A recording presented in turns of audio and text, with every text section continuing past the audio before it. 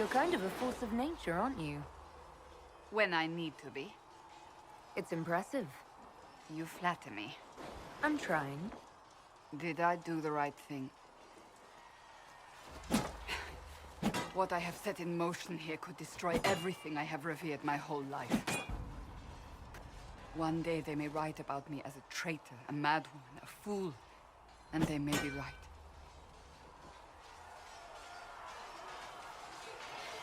What does your faith tell you? I believe you are innocent. I believe more is going on here than we can see.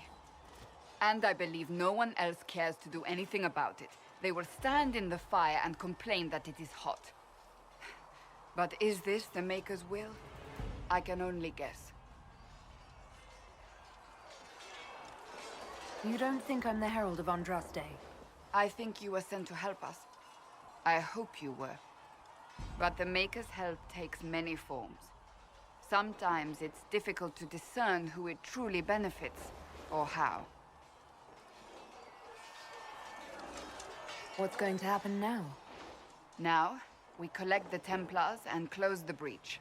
And if there are consequences to be paid for what I have done, I pay them. I only pray the price is not too high. You didn't have any choice. Didn't I?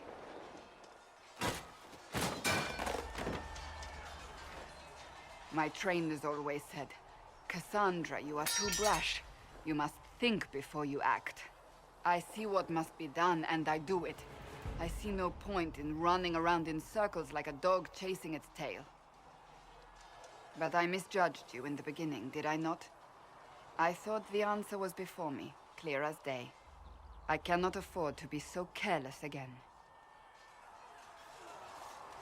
It wasn't like you had no reason to suspect me. I was determined to have someone answer for what happened. Anyone.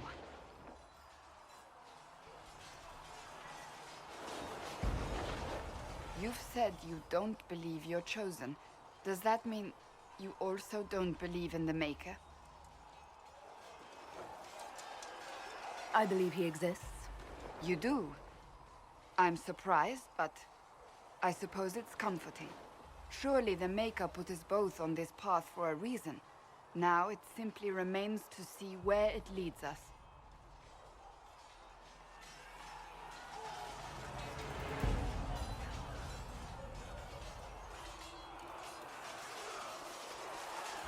Something must be done, immediately. Nothing will be done. Commander Cullen said the same thing.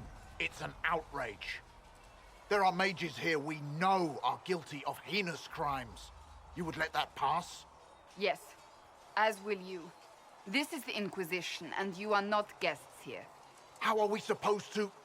Deal with it.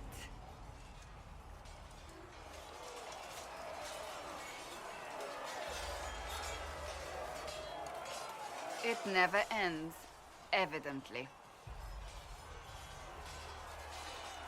Is there an issue with the Templars?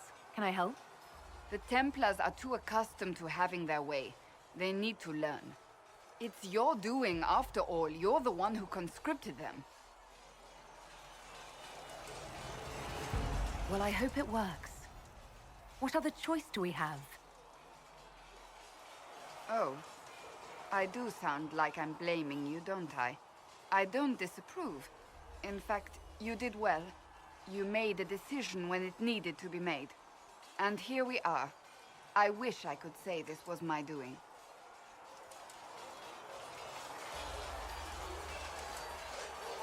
We wouldn't be here at all if you hadn't stood up against the Chantry. You're being kind. You're discounting your role in this. Let's close the breach. Then we can say how successful I was.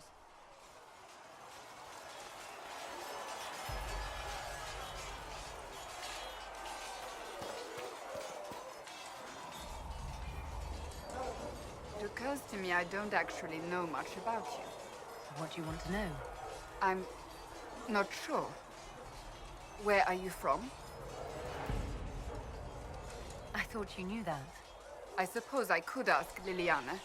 She has collected a frightening amount of information on you. But I don't want to ask her. I want to hear it from you. No specific place. My mercenary band worked mostly in the free marches, however. At least until you crossed the waking sea to reach the Conclave, I suppose. Tell me, do you consider the free marches your home? Are you eager to go back? Wherever I am is home enough for me. That's how I feel now, after years of tending to business for the Divine. I'd like to get to know you better. There's not much to know. You're being modest. Do you think me a braggart? No, I think you're interesting. As you wish. My name is Cassandra Pentecost, daughter of the Royal House of Navarra, 78th in line for the Navarran throne. I joined the Seekers of Truth as a young woman, and was with the Order until they withdrew from the Chantry.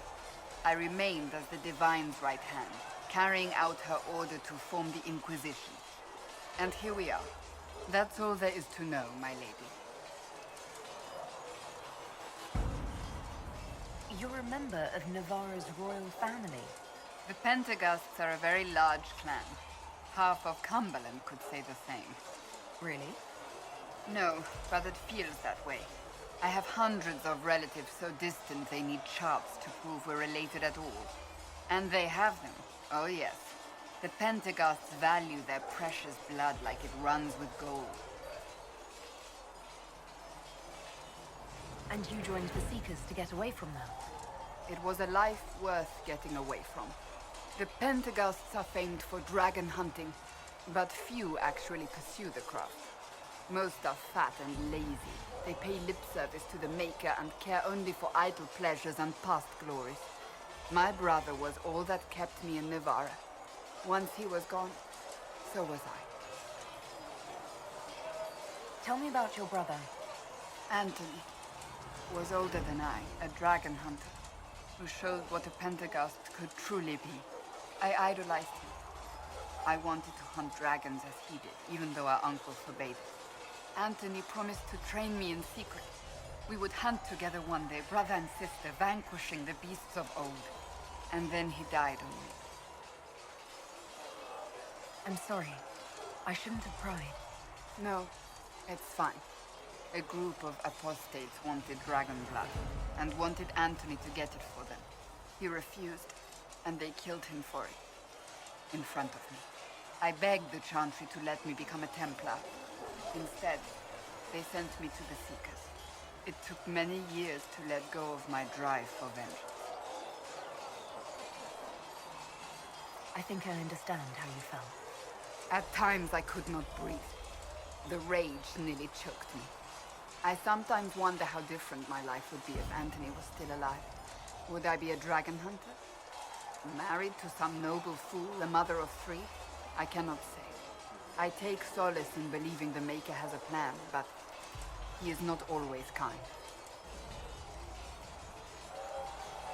You don't seem to like your homeland much. My family polluted it for me. What little I saw of my homeland was through the bars of a gilded cage. My uncle treated me like a porcelain doll to be placed on a shelf and dusted only when necessary. Thus I did not see Navarra, the real Navarra, until much later. By then I realized I knew it not at all. Your uncle? What about your parents? They had the misfortune of taking the wrong side in the second attempt to overthrow King Marcus. The king executed them, but spared my brother and I since we were family, and children at the time. Thus we were raised by my uncle, a mortalitasi who preferred the company of his corpses to the living. Your uncle was a mortalitasi? A death mage. He still is. My countrymen do not burn the dead, they bury them in special crypts. The mortalitasi supervise the crypts, like priests. Uncle Vestalis oversees the grand necropolis. Navarrans spend more time honoring dead relatives than they do with living ones.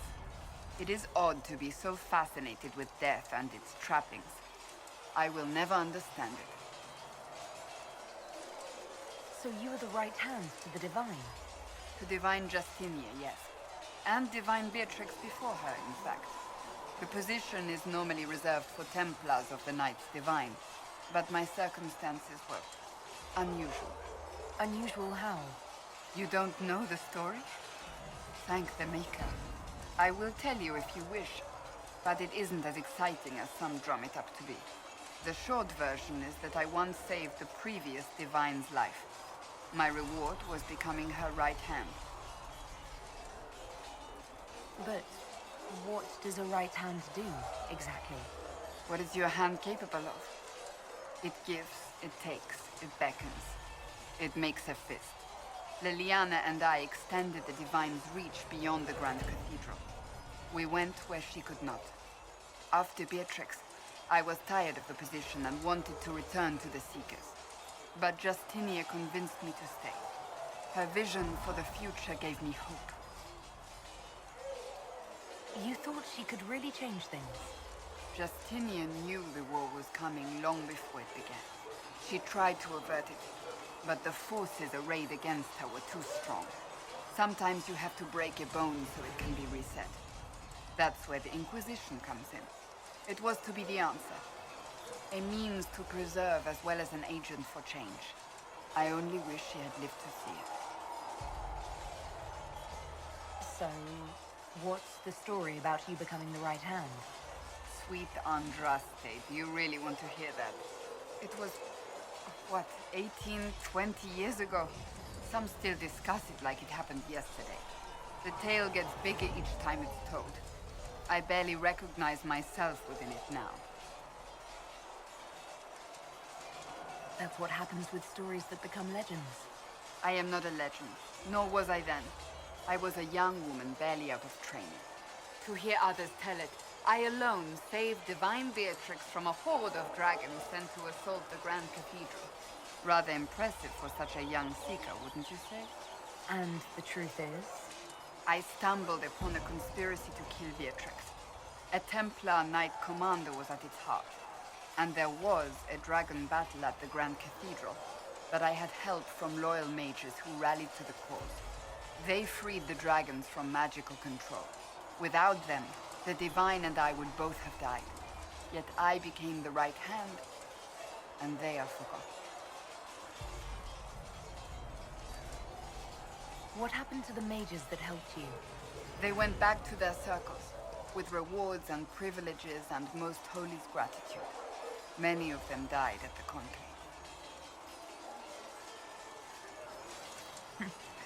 You're delightful. You know that?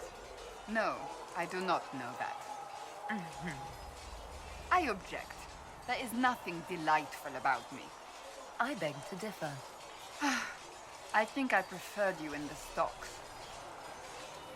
I'll let you get back to work.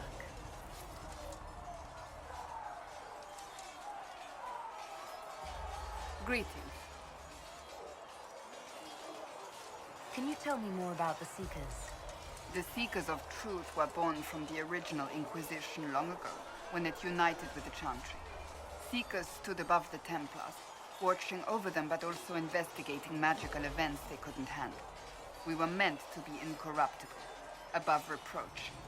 How seldom does reality match the ideal? But what are Seekers exactly? Those who know anything of us think we are Templars. We do not use lyrium, however. Our abilities are different, as was our original purpose. We disciplined the Templars and were accountable only to the Divine. And not even her, truthfully. So nobody ever watched over the Seekers? It was the Divine's duty, but she could only do so much when the truth was hidden from her. The Templars have always feared us. When a Seeker arrived at a circle, they knew trouble was afoot. That kind of power is troubling.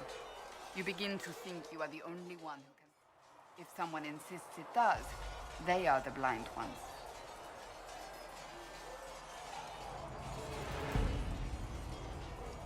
Do you think that kind of problem could ever be fixed? Possibly. Though the Seekers themselves would need to change.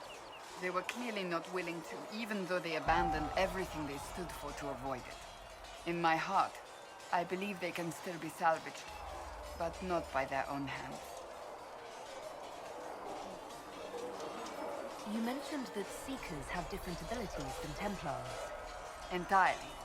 A Templar's abilities come from lyrium and are designed to hunt mages. Ours come from ritual and many years of dedicated training. We cannot be possessed by demons and are immune to mind control. Useful considering our role.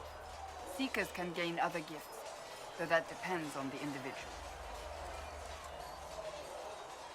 What kind of gifts do you have?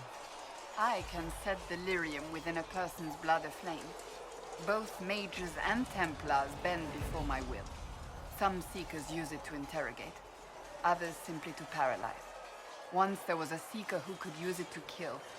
That particular gift is considered rare. Why did your order turn against the Chantry? We originally united with the Chantry through a treaty that stated they would keep mages under control. It was felt Most Holy had tacitly allowed the Circle of Magi to vote on its independence, thus breaking the treaty.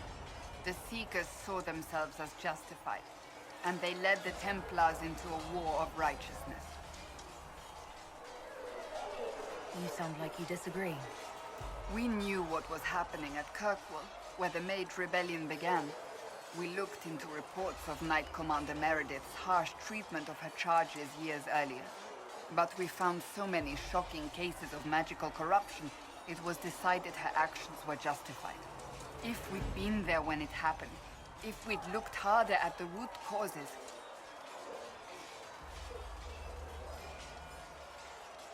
You're right. Something should have been done. When faced with a problem, the Seekers would close ranks and crush it. We would find an answer, but only once we felt we weren't being coerced. The moment the mages voted for independence, our response was predictable. It was difficult to watch. How does someone become a Seeker? Most Seekers begin training in their youth. I was much older, an exception due to my noble birth. We train rigorously for years. Our bodies and minds must be elastic to undergo the vigil, and most fail even then. Is the vigil some kind of initiation? It is the rite every Seeker must go through in order to summon their gifts.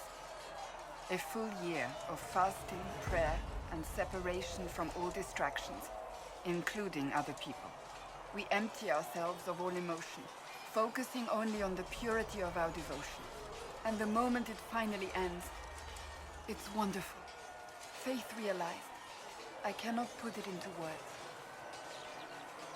I wish I could experience that. If the vigil was not so arduous, I'd say more should attempt it. What if mages never needed to fear possession by demons? I'm told it is impossible, however. I suppose I'll never know the truth of it now. I've no more questions. I trust all is well. May I ask you about the Chantry? It is difficult to say what becomes of the Chantry now. They have no Templars, no leadership, and no one left who is worthy of succeeding the Divine. It has fallen apart when everyone needs it the most. I ache to think what this will mean in the days to come. Do you really believe the Chantry is worth preserving? I do. Though I understand how someone born outside of human society might think otherwise. Cast the Chantry aside and new problems replace old ones. We will have learned nothing from history. The people need stability, and the Chantry needs a new purpose. Andraste had a dream for us. It can still be achieved. So, what should this new purpose be? A dedication to what is truly important. Instead of building cathedrals and sewing gowns for the Divine, the Chantry used to spend its coin feeding the poor. If we are to spread the Maker's word across the world, we must do so with open hearts and open hands. That sounds rather idealistic of you. Does it? I do not think it's so unachievable. The Chantry has many good, honest people. They just need direction and inspiration. They need to be freed from centuries of adherence to tradition and ceremony. A chance for renewal is at our fingertips. It does not have to come with utter chaos. What influence does Chancellor Roderick really wield? He's a bureaucrat, responsible for communicating the Divine's will to the rest of the Chantry. Therefore, he's accustomed to the clerics hanging on his every word, hoping his influence will benefit them.